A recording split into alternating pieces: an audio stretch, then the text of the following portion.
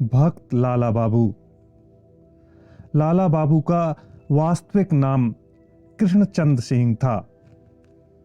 अनुमानित तौर पर उनका जन्म 1775 ईस्वी में एक बहुत बड़े जमींदार परिवार में हुआ था। 18वीं सदी के अंत में इतिहास प्रसिद्ध गंगा गोविंद सिंह के एकमात्र पुत्र प्राण कृष्ण सिंह की प्रिय संतान थे कृष्णचंद सिंह। कृष्णचंद सिंह का अन्नप्राशन इतनी धूमधाम से मनाया गया कि आज तक उस क्षेत्र में किंवदंती बना हुआ है।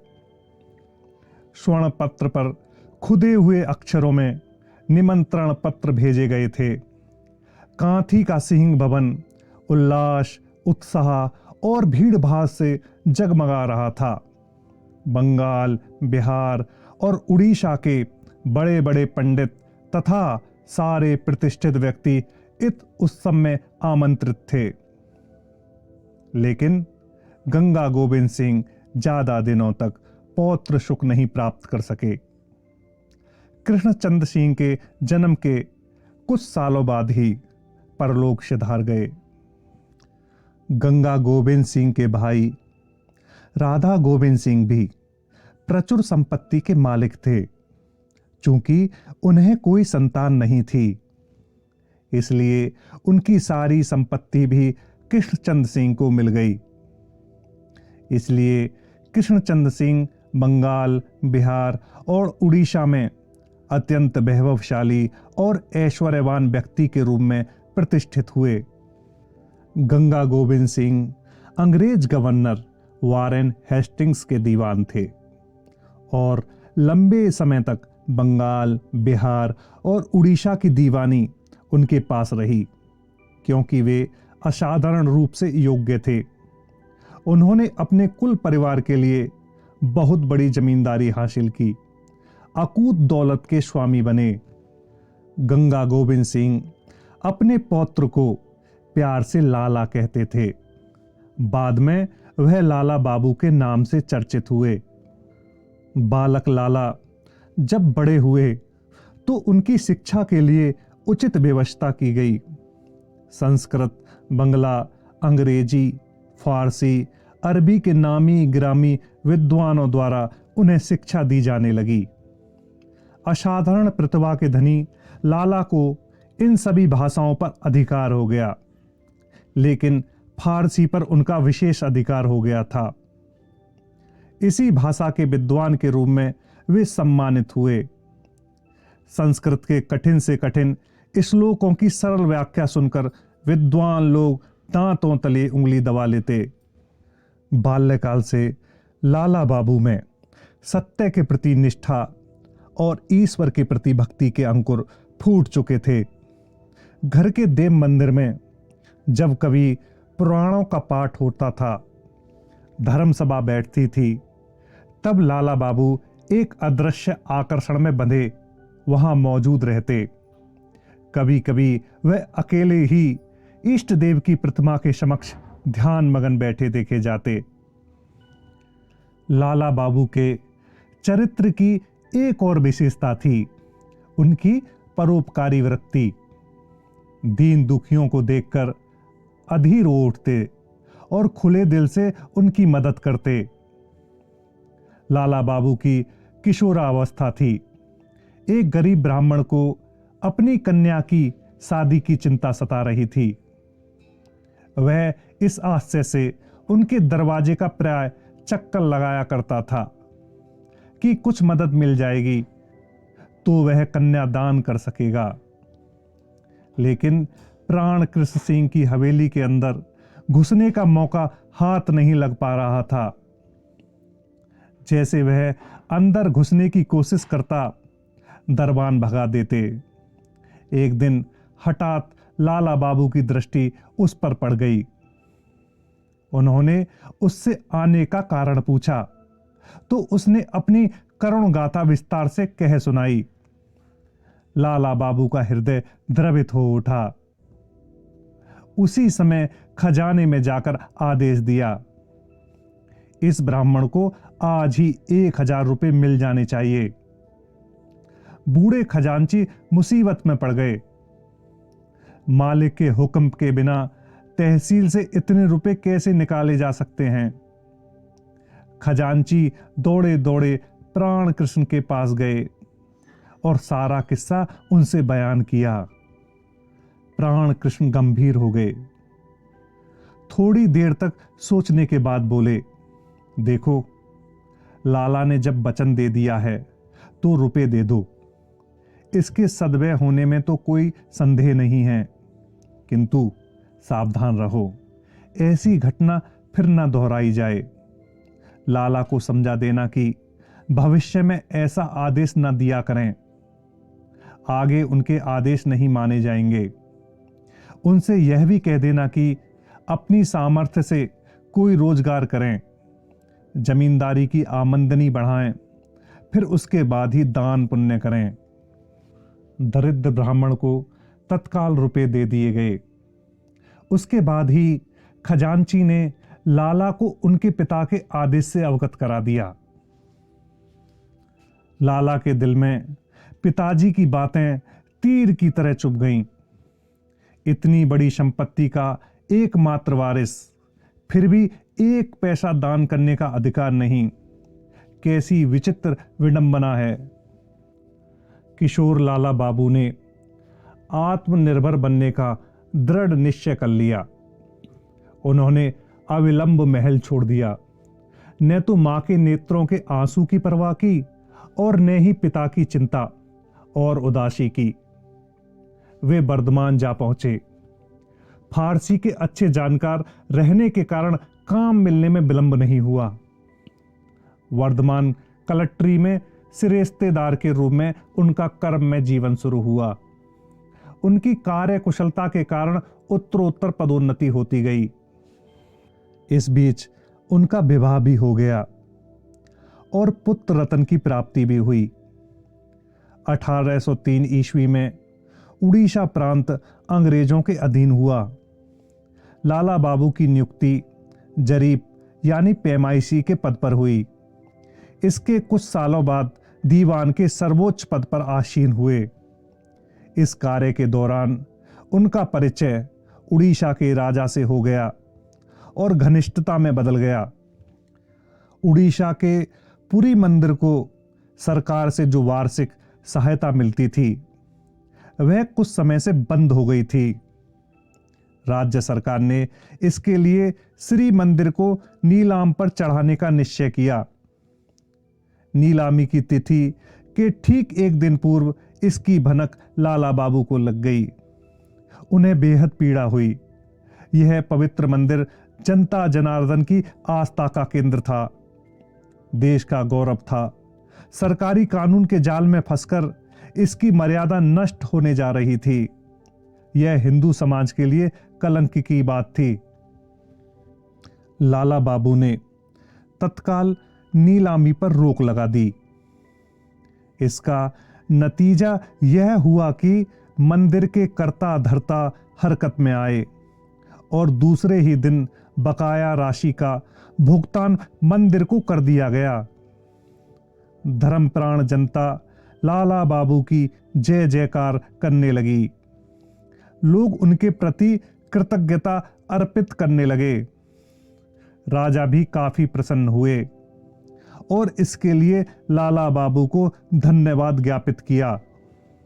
इस कार्य के एवज में राजा ने लाला बाबू को अपने राज्य में कुछ अचल संपत्ति अर्पित की। श्री जगन्नाथ जी का कलेवर आज तक उसी स्थान से लाई गई नीम की लकड़ी से परिवर्तित किया जाता है। इस नव कलेवर का अनुष्ठान हर 12 वर्ष पर पुरुधाम में होता है। जगन्नाथ जी के विग्रह का दर्शन लाला बाबू के हृदय में प्रेम और भक्ति का संचार करते गए।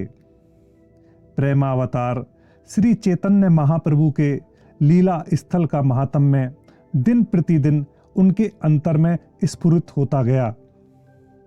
इस बीच वे तीर्थाटन के लिए वृंदावन गए। श्री कृष्ण के लीला स्थल के दर्शन से प्रफुल्लित हो उठे। ब्रजमंडल के गहन वनांचल में तितिक्षावन और साधन भजन परायण वैष्णवों की भजन गुफाएं और कुटिया देखने के लिए वे प्राय पहुंच जाया करते।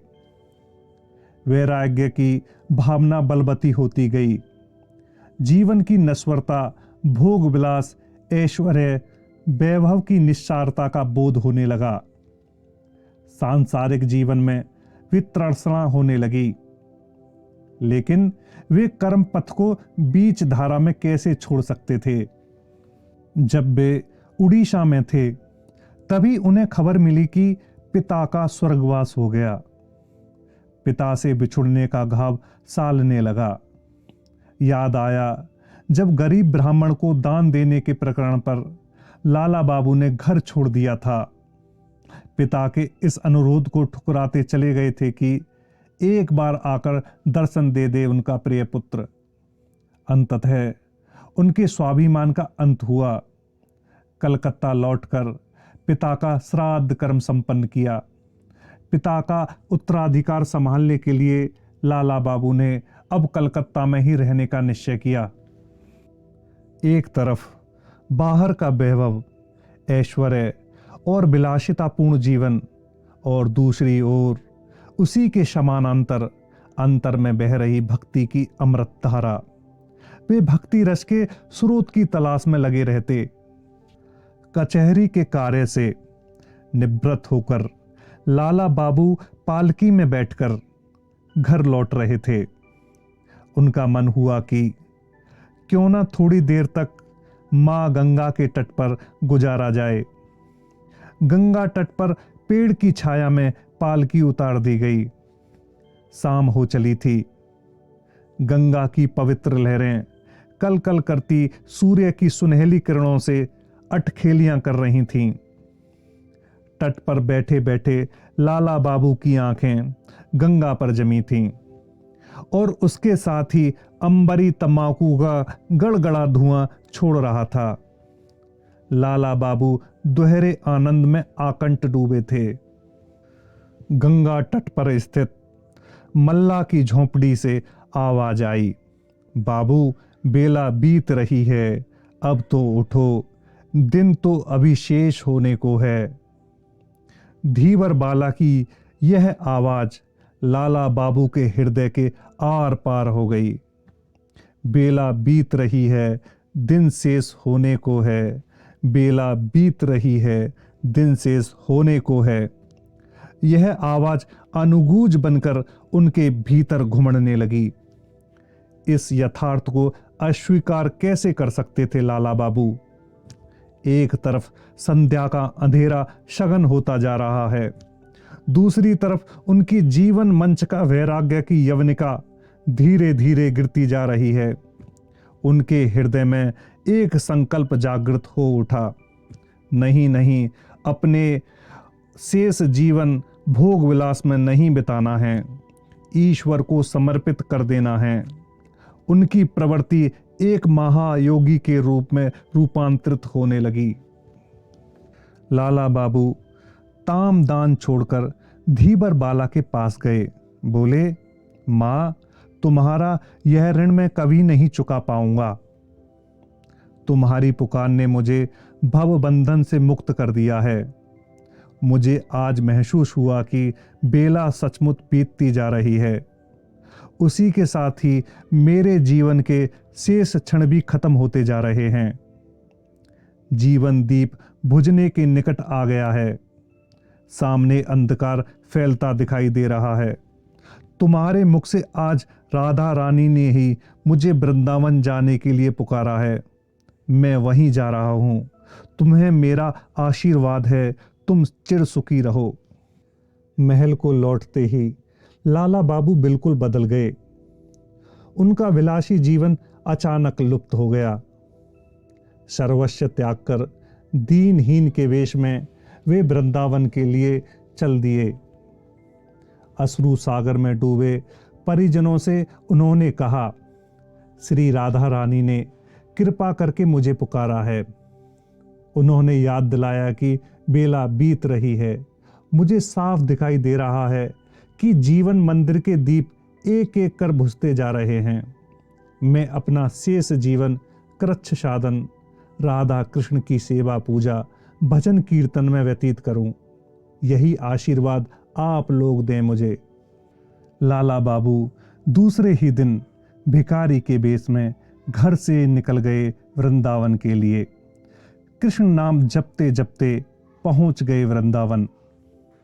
लाला बाबू को वृंदावन के कण कण में रमी राधा माधव की अलौकिक लीलाएं आकर्षित कर रही थीं। उनके मन प्राणों में वृंदावन की आध्यात्मिकता इस कदर रची बसी थी कि न उन्हें पत्नी कात्यायनी के प्रेम पास और प्रेम अश्रु बांध पाए, और न ही पुत्र नारायण चंद्र का वात्सल्य। परिजन और क्षेत्रीय वृंदावन के कृष्ण धाम में आकर समझाते और यत्न करते, इष्ट देव की सेवा में आप सारा जीवन बिता देना चाहते हैं, यह तो अच्छी बात है, लेकिन प्रभु की सेवा अर्चना के लिए सुव्यवस्था करना भी तो जरूरी है। मैं तो ठहरा किंचन। प्रभु की सेवा के लिए उपयुक्त व्यवस्था मेरे बस की बात नहीं। भिक्षा में मिले अन्न पर निर्भर रहूंगा और उसी से मैं भोग प्रसाद की व्यवस्था करूंगा। परम कृष्ण भक्त लाला बाबू का टका सा जवाब होता। दीवान जी समझाने की कोशिश करते, हुजूर यह कैसे हो सकता है? आप लोगों का 3 पीढ़ियों से धन वैभव संचित होता आ रहा है। यह सब तो परम प्रभु का ही दिया हुआ है ना। उन्होंने कृपा करके स्वयं अपने सेवक का चयन किया है, पूजन अर्चन की जिम्मेदारी सौंप चुके हैं। यह सब व्यवस्था आप क्यों तोड़ रहे हैं? ईश्वर के सेवक के रूप में आपको जो धन संपत्ति मिली है, उसे क्यों नहीं सेवा कार्य में लगाते? प्रभु का दिया हुआ धन उन्हीं की सेवा में लगे, इसमें भला मुझे क्या आपत्ति हो सकती है? लाला बाबू ने मधुर स्वर में शांत भाव से कहा, और जब उनके ध्यान में वृंदावन के मंदिरों की दुर्दशा आई तो रोने लगे। श्री विग्रह की पूजा अर्चना भी ठीक से नहीं हो रही थी। उनके मन में आया, पुत्र और पत्नी को उनका हिस्सा देने के बाद उनके हिस्से में जो संपत्ति आएगी, उसका उपयोग वह भग्न मंदिरों के उद्धार में करेंगे। वृंदावन का सेवानुष्ठान भी हो सकेगा। इससे संपूर्ण देश के साधु संतों में सेवा पूजा का उत्साह बढ़ेगा। क्या इस कल्याणकारी कार्य के लिए प्रभु उन्हें ही निमित्त बनाना चाहते हैं? तय हुआ कि लाला बाबू अपने जीवन का निर्वाह तो भिक्षाटन से करेंगे, किंतु स्टेट से होने वाली आय को प्रभु सेवा में खर्च किया जाएगा। केवल मंदिर निर्माण और विग्रह प्रतिमा की पूजा अर्चन ही नहीं, ब्रज मंडल में स्थित पवित्र साधना पीठों, कुंडों और स्नान घाटों का जीर्णोद्धार भी कराया जाएगा। लाला बाबू ने इष्ट देव के भव्य मंदिर का निर्माण कराने का भी निर्णय किया। इस मंदिर में ऐसी भव्य एवं जागृत प्रतिमा स्थापित होगी जो भक्तों के अंदर भक्ति भाव को उद्दीप्त कर सके। मंदिर में साधु संत अविरल प्रसाद पाते रहें और भूखे लोगों की क्षुधा शांत होती रहे। थोड़े ही दिनों में बंगाल और उड़ीसा की जमींदारी से 25 लाख रुपए उनके पास पहुंच गए। सिद्ध महात्माओं एवं शास्त्र पुराणों के अनुसार लाला बाबू ने पहले श्री राधा कृष्ण स्थलों को चिन्हित किया, फिर इन सभी पवित्र स्थलों को स्वायत्त करने के लिए चूरोटी परगना एक एक करके खरीद लिया। वृंदावन से लेकर सेतुबंद रामेश्वर तक प्रचारित करा दिया गया कि लाला बाबू श्री राधा कृष्ण के पवित्र स्थलों एवं उसके आसपास के स्थलों को खरीदने के इच्छुक हैं। यदि कोई इन स्थलों को हस्तांतरित करेगा तो उसे उचित मूल्य दिया जाएगा। विक्रेतागण एक एक कर लाला बाबू से मिलते गए और उनकी संपत्ति वे खरीदते गए। इस प्रकार जमींदारी से प्राप्त होने वाली सारी आय श्री विग्रह की स्थापना, मंदिर धर्मशाला के निर्माण और देश सेवा के विधि विधान में लगाई गई। लाला बाबू की बढ़ती लोकप्रियता से कुछ लोगों को ईर्ष्या होने लगी और वे स्थानीय जनता में यह बात फैलाने लगे कि लाला बाबू छल बल और कपट कौशल से ब्रजमंडल की बहुत सारी जमीन जायदाद हड़प रहे हैं और लोगों को उसका उचित मूल्य भी नहीं दे रहे हैं। जब इस साजिश का पता लाला बाबू को चला तो उन्होंने आदेश दिया कि यहां से लेकर सेतु बंद तक मुनादी करा दी जाए कि जो लोग महसूस कर रहे हों कि उन्हें उनकी जायदाद का उचित मूल्य नहीं मिला है तो वे अपनी जायदाद वापस ले सकते हैं। इस मुनादी के बाद लोगों के मन का सारा संशय दूर हो गया। एक भी विक्रेता अपनी जायदाद लौटाने के लिए नहीं आया। लाला बाबू के वृंदावन पहुंचने की बात का पता जब भरतपुर नरेश को लगा तो उन्होंने भरतपुर महल में उनकी व्यवस्था कराई। कुछ दिनों बाद की घटना है। वृंदावन में इष्ट विग्रह के मंदिर के लिए जयपुर से पत्थर मंगाए जा रहे थे। इसके लिए लाला बाबू को कभी कभी स्वयं राजस्थान जाना पड़ता था। एक बार वे भरतपुर के महाराजा से मिले। महाराज से घनिष्ठता बढ़ने पर वह एक विपत्ति में फंस गए। उस समय राजस्थान के राजघरानों से अंग्रेजों की कोई संधि वार्ता चल रही थी। भरतपुर के राजा उस संधि को मानने वालों में अग्रणी थे, लेकिन किसी कारणवश बाद में वे असहमत हो गए। अंग्रेजों को यह बात बुरी लगी। उनके मन में शंका हुई कि भरतपुर के राजा द्वारा अचानक संधि से मुकर जाने के पीछे लाला बाबू का हाथ हो सकता है। ईस्ट इंडिया की तरफ से उन दिनों सर चार्ल्स मैटकॉफ उस समय दिल्ली दरबार में रेजिडेंट थे। संधि पत्र पर हस्ताक्षर करवाने की जिम्मेदारी उन्हें ही सौंपी गई थी। कर्मचारियों ने उन्हें बताया कि राजा तो हस्ताक्षर करने को तैयार थे, किंतु लाला बाबू ने उन्हें भड़का दिया। मैटकॉफ इस बात पर क्रोध से तमतमा उठा। इस बात की असलियत जानने के लिए उसने मथुरा के कलेक्टर को निर्देश दिया। कलेक्टर खूंखार व्यक्ति था। उसने लाला बाबू को कैद कर दिल्ली भेज दिया। वहीं पर फैसला लिए जाने की व्यवस्था हुई। लाला बाबू की गिरफ्तारी की खबर जंगल की आग की तरह संपूर्ण ब्रजमंडल में फैल गई। हजारों की संख्या में नर नारी इस त्यागव्रती वैष्णव के पीछे पीछे चल पड़े। दिल्ली में जन सैलाब उमड़ पड़ा। लाला बाबू की इस लोकप्रियता को देखकर मैटकॉफ घबरा गया। बहरहाल उसने लाला बाबू के खिलाफ सबूत और उनके जीवन का रिकॉर्ड जुटाने की जिम्मेदारी फारसी लेखक शांतिपुर के देवी प्रसाद राय को सौंप दी। राय महाशय ने अपनी रिपोर्ट में लिखा कि लाला बाबू और उनके पूर्वज हमेशा से कंपनी के उपकारी रहे हैं। उन्होंने हर क्षेत्र में कंपनी से सहयोग किया है। इस रिपोर्ट के बाद मैटकॉफ ने सारे अभियोग तुरंत वापस ले लिए। संभवतः ईश्वर ने लाला बाबू की यह प्रथम परीक्षा ली, जिसमें वे उत्तीर्ण हुए। मैटकॉफ लाला बाबू का भक्त हो गया। एक दिन मैटकॉफ ने लाला बाबू को सम्मानपूर्वक अपने आवास पर आमंत्रित किया। बातचीत के दौरान उसने पूछा, इतने दिनों तक दीवान के पद पर कार्य करते हुए आप सरकार और रियाया का उपकार करते रहे, अब सभी कुछ छोड़ छाड़ कर कैसे बैठ पाएंगे? मैंने तो अब नई नौकरी कर ली है। कौन सी नौकरी? किसकी नौकरी?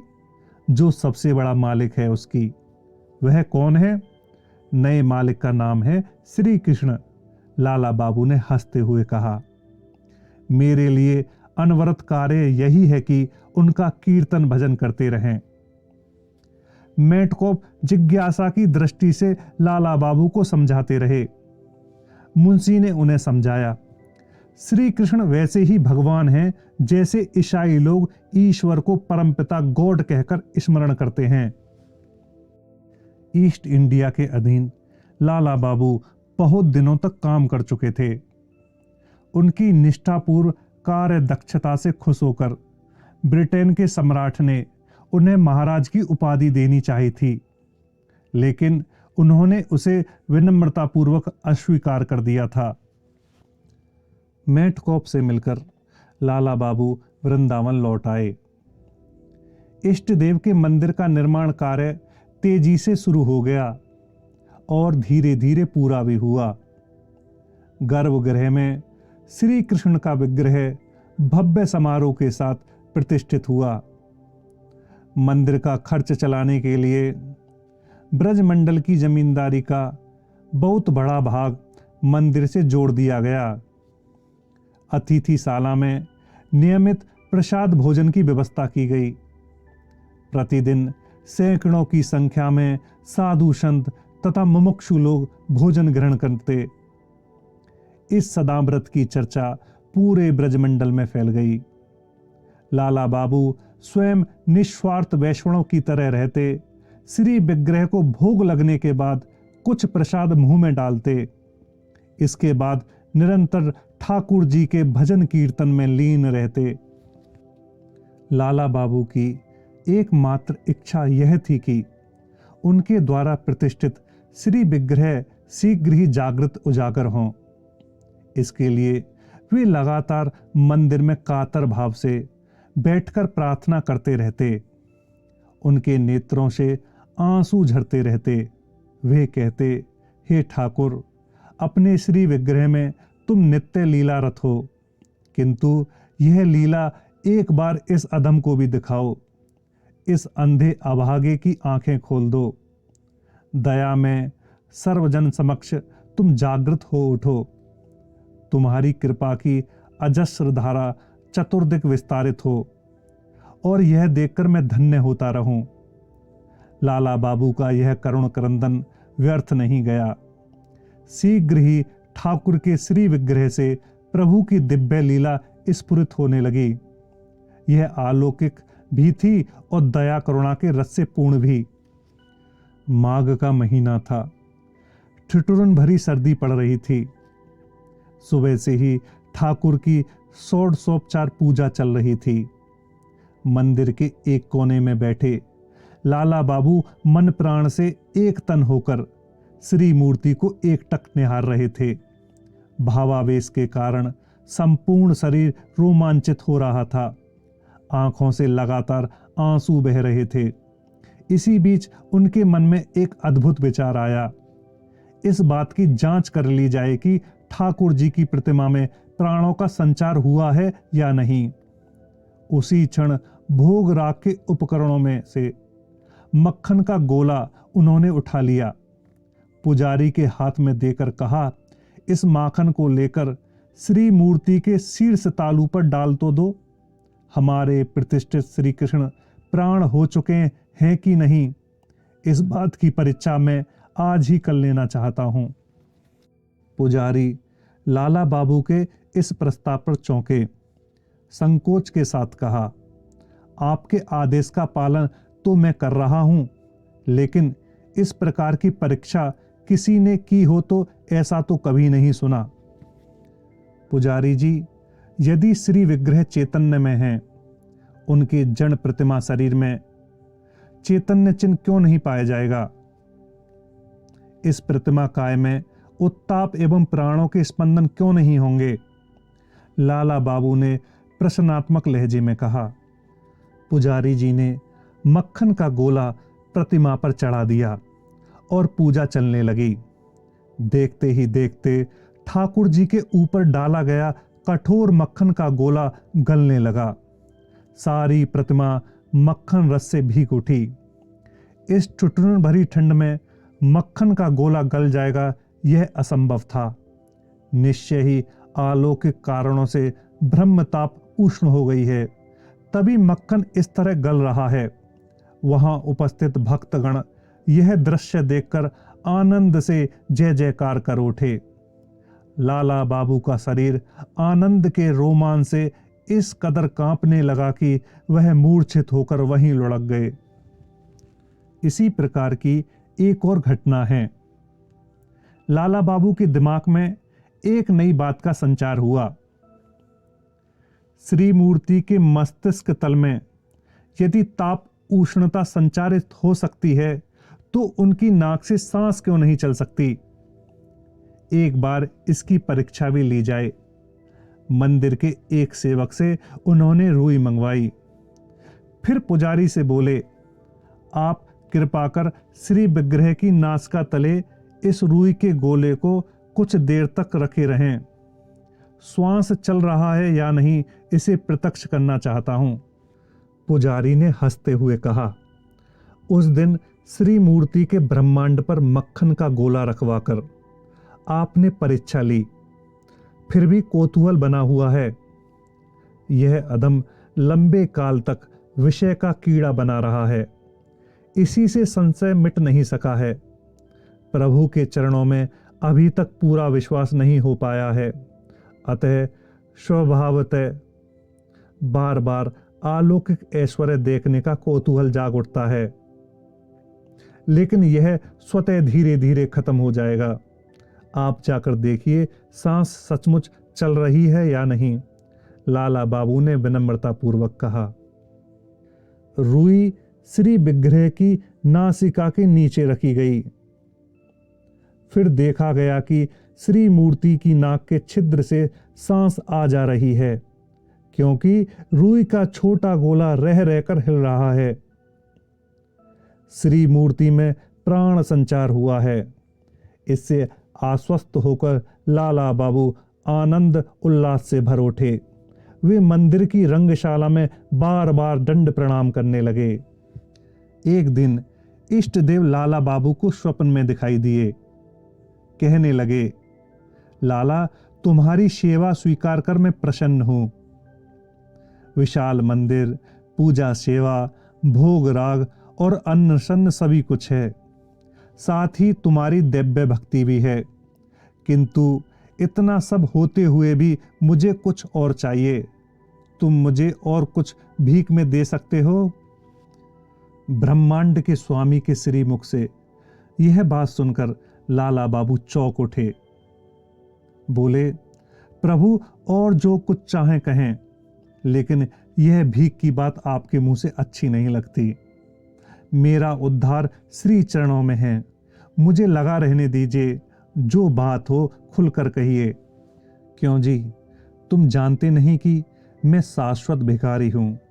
जीवों के द्वार द्वार क्या मैं प्रेम की भीख के लिए दौड़ता नहीं रहा? किंतु रहने दो यह सब तत्व कथा। मेरे लिए तुम्हें इस बार नूतन मंदिर का निर्माण कराना होगा। नया मंदिर? प्रभु, जो 25 लाख रुपए में आपकी सेवा के लिए लाया था वह सारा चुक गया।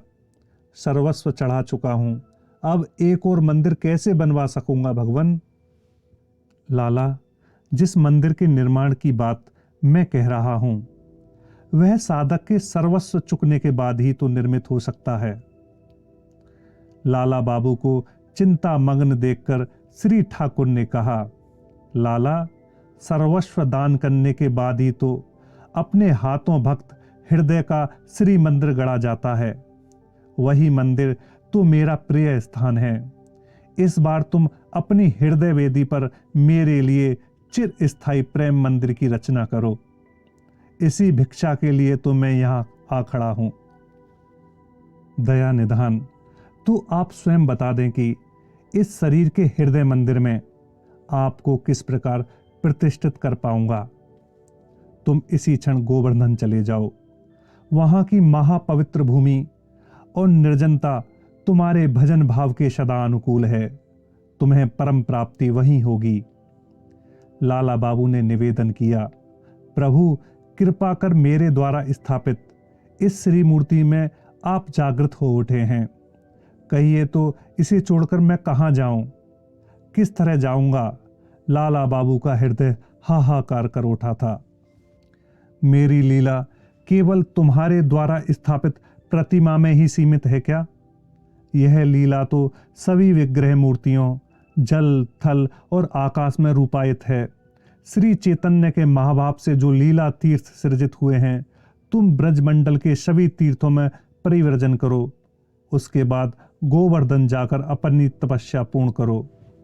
मेरी लीला केवल तुम्हारे द्वारा स्थापित प्रतिमा में ही सीमित है क्या?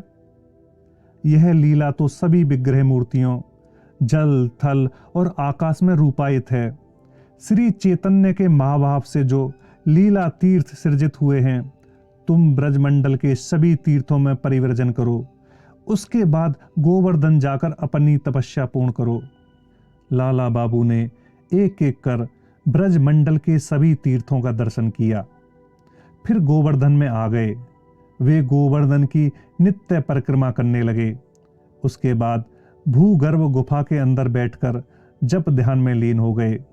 दिन में एक बार मधुकरी के लिए बाहर निकलते, भिक्षा में जो कुछ मिलता उसी से दिन कटने लगा। एक दिन गिरि गोवर्धन में मूसलाधार बारिश प्रारंभ हो गई।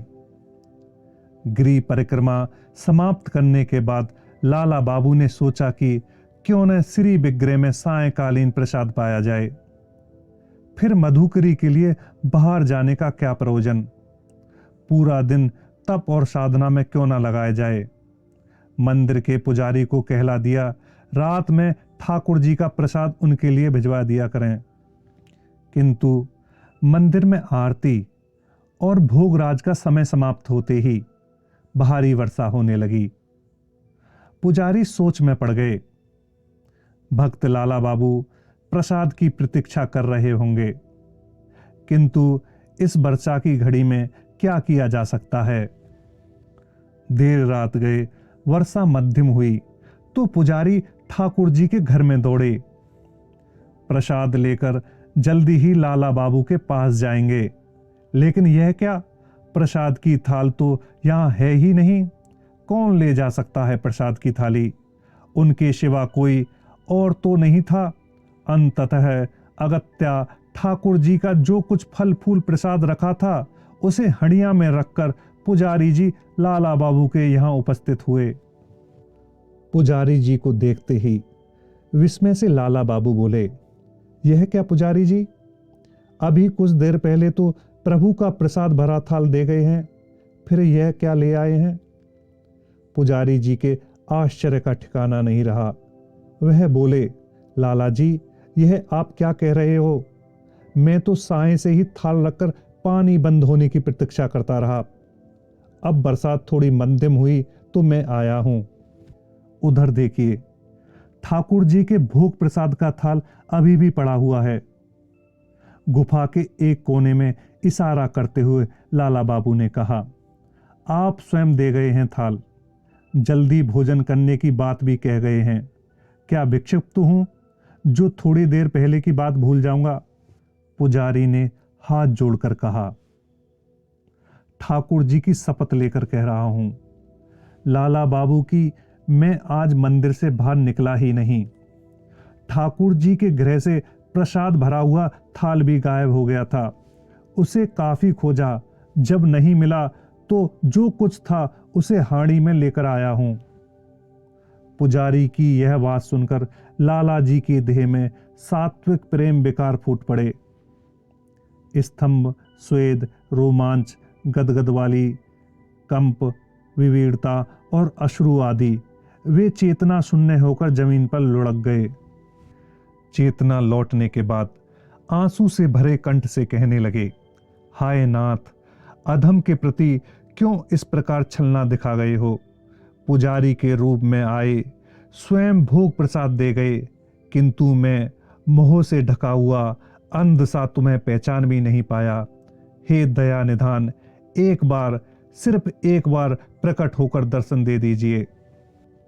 गुरु की प्राप्ति के लिए लाला बाबू काफी दिनों तक भटके, साधु संतों के यहां माथा टेका, लेकिन बार बार उन्हें एक ही बात सुनने को मिली, समय आने पर गुरु का आविर्भाव स्वयं होगा, इसके लिए परेशान होने की आवश्यकता नहीं है।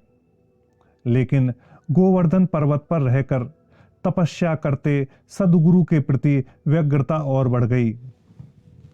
उस समय के सिद्ध साधुओं में मथुरा के कृष्णदास बाबू की ख्याति ज्यादा थी। भक्तमाल का बंगाल में अनुवाद करने के बाद वह प्रसिद्धि के शिखर पर पहुंच गए थे। निगुण वैष्णवीय साधना में उन्हें सिद्धि प्राप्त थी। इस बार वे गोवर्धन की परिक्रमा के लिए पहुंचे थे। लाला बाबू ने उनके पास पहुंचकर प्रणाम किया, फिर बोले, प्रभु, गुरु के श्री चरण में आश्रय पाने के लिए मेरी आत्मा तड़प रही है। बहुत समय से आपको ही सदगुरु के रूप में वर्ण किया है। इस बार मुझे आश्रय देकर कृतार्थ कीजिए। कृष्णदास जी लाला बाबू को दीक्षा देने के लिए सहमत हो गए, लेकिन शर्त यह थी कि लाला बाबू को कुछ समय तक कठोर साधन भजन करना था।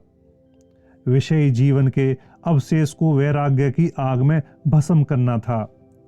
फिर समय आने पर कृष्णदास जी स्वयं उपस्थित होकर दीक्षा देंगे। लाला बाबू ने कृष्णदास जी के निर्देशानुसार अपनी साधना शुरू कर दी। कौपीन कंथा मात्र धारण कर ब्रज के एक एक तीर्थ में घूमते। कुछ दिन एक जगह बिताकर फिर दूसरी जगह चले जाते। दिन ब दिन चरम कोटि की त्याग तितिक्षा और दैन्य उनकी आध्यात्म साधना प्रवाहित होने लगी। कुछ दिनों के लिए वृंदावन आए। वे श्री कृष्ण मंदिर में बैठकर श्री मूर्ति विग्रह को घंटों निहारते। शाम को गलियों में भिक्षा के लिए निकलते। जो कुछ मिलता उसी पर गुजारा करते। काफी दिन बीत गए।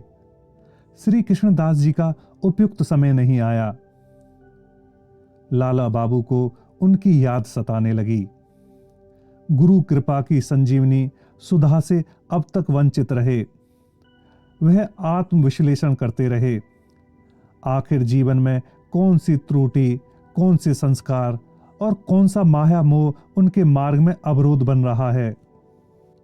लाला बाबू को याद आया कि बहुत से सेठ साहूकारों के मठ मंदिरों में वह अभी तक नहीं जा सके हैं। मठ मंदिरों के निर्माण में, श्री विग्रह की सेवा में और दान पुण्य में कितने सेठ लोग लाला बाबू के प्रतिद्वंदी बने रहे हैं। कई मुद्दों को लेकर दोनों पक्षों में टकराव भी हुए थे। वे दिन लाला बाबू भूल जाना चाहते थे, क्योंकि वे अब कौपीन मेखलाधारी वैष्णव थे। क्या वही अंश अब भी हृदय में शेष नहीं बचा है? यह विचार मन में आते ही लाला बाबू ने सेठों के मठ मंदिरों में जाने का निश्चय कर लिया, एक वैष्णव भिखारी के रूप में। एक दिन भिखारियों की भीड़ में लाला बाबू भी थे। आंगन में खड़े होकर खंजड़ी बजाकर लाला बाबू मधुर स्वरों में कृष्ण कीर्तन में तन्मय हो गए थे। सुध बुध खो बैठे थे।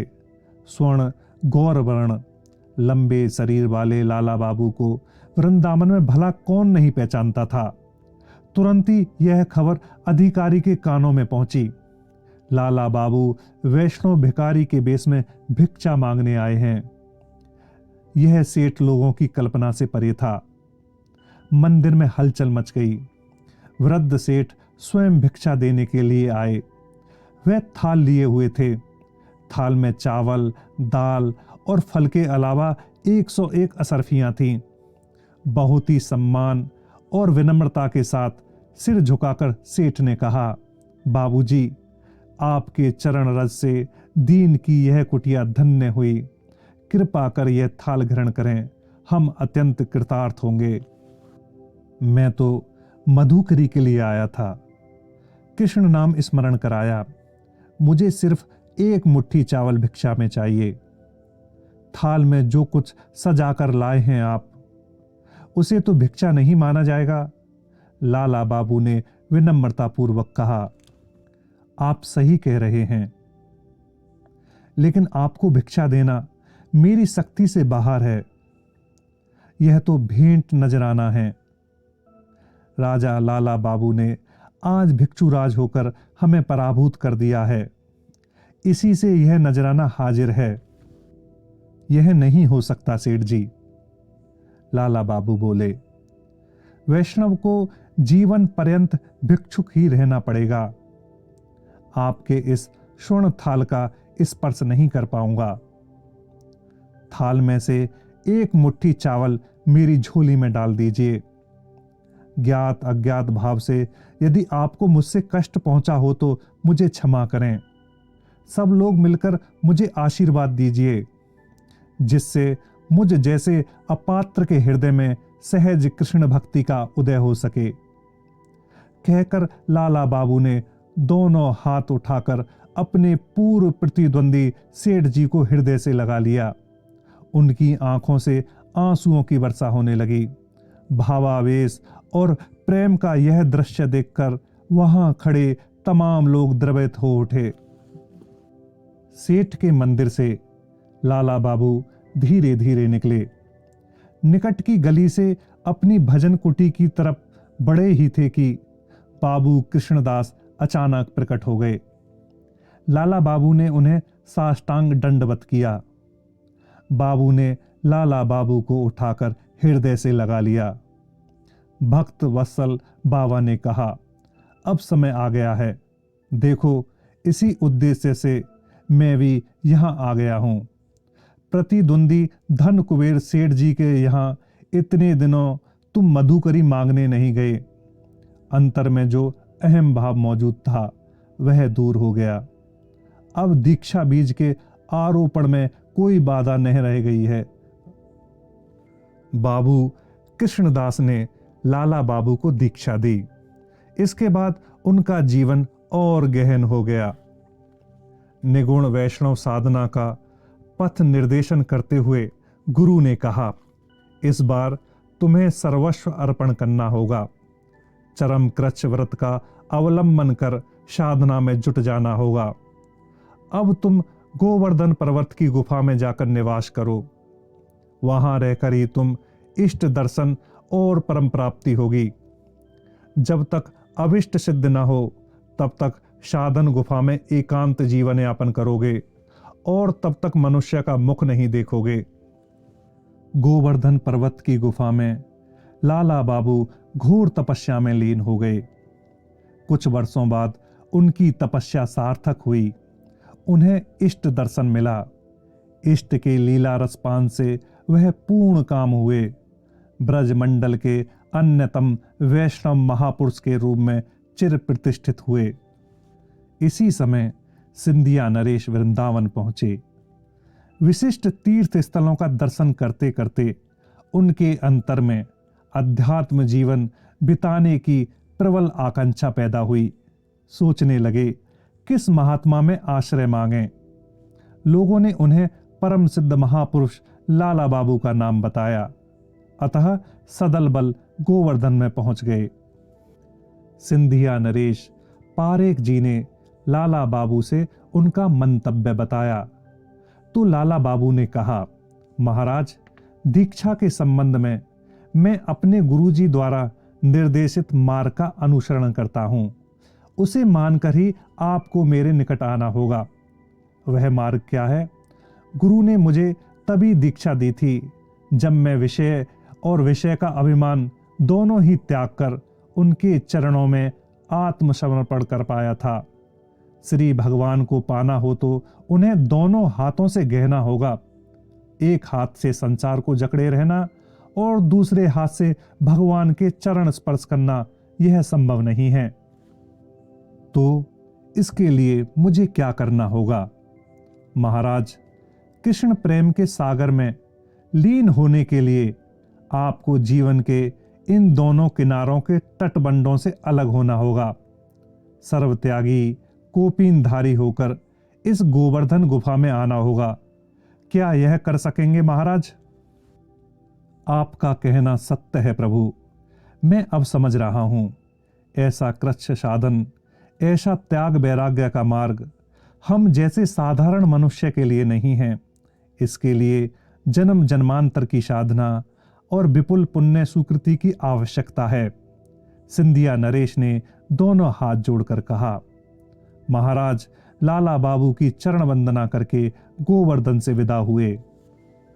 लाला बाबू की ख्याति जैसे जैसे बढ़ने लगी, वैसे ही वैसे वहां जुटने वाले भक्तों की भीड़ बढ़ने लगी। इससे उनकी साधना में व्यवधान पैदा होने लगा। वह सोचने लगे उन्हें गोवर्धन गुफा छोड़कर किसी निर्जन स्थान में चले जाना चाहिए, जहां पूरी तरह भक्ति का सुख उठा सकें। एक रात को उन्होंने अपना स्थान छोड़ दिया। गहन अंधकार था, लेकिन उसी समय गुफा के निकट एक घटना घटित हुई। ग्वालियर से आने वाला यात्रियों का एक दल घोड़े पर सवार होकर चला आ रहा था। उन लोगों में से किसी एक के घोड़े की टाप लाला बाबू के पैर पर पड़ी और वह गिर पड़े। इस चोट के कारण जो घाव हुआ वह थोड़े ही दिनों में काफी बढ़ गया। भक्तगण उन्हें वृंदावन मंदिर में ले गए, किंतु चोट की पीड़ा से लाला बाबू उभर नहीं पाए। भक्त पूछते, प्रभु, आपको आपके प्राण प्रिय श्री कृष्ण जी के पास लाकर रखा गया है, फिर भी आप रोग मुक्त क्यों नहीं होते? तुम तो प्रभु के दिए गए इस देहिक रोग को ही देखते हो, उनका दिया हुआ अमृतमय आलोक भी तो देखो। वैसा आलोक तो मेरे हृदय को आलोकित कर रखा है। कृष्णचंद और राधा रानी का मधुर लीला विलास वहां अविराम गति से चल रहा है। बताओ तो कौन सा पल्ला भारी है, सुख का या दुख का? भक्त और सेवक हार मानकर चुप हो जाते। लाला बाबू का जीवन धीरे धीरे चिरविराम के निकट आ गया। भक्तों को संकेत मिला तो वे दुखी मन से उन्हें झटपट यमुना के किनारे ले गए। युगल लीला की अनंत वैचित्र्य परंपरा के दर्शन में लीन होकर उन्होंने अंतिम सांस ली। सारा ब्रजमंडल इस महान साधक के महानिर्वाण के शोक में डूब गया। साधारण समाज छाती पीट पट कर रो रहा था। तमाम दुखों से उनका एक महान उद्धार करता चला गया। लाला बाबू वास्तव में उस समय के महान साधक और राजश्री थे।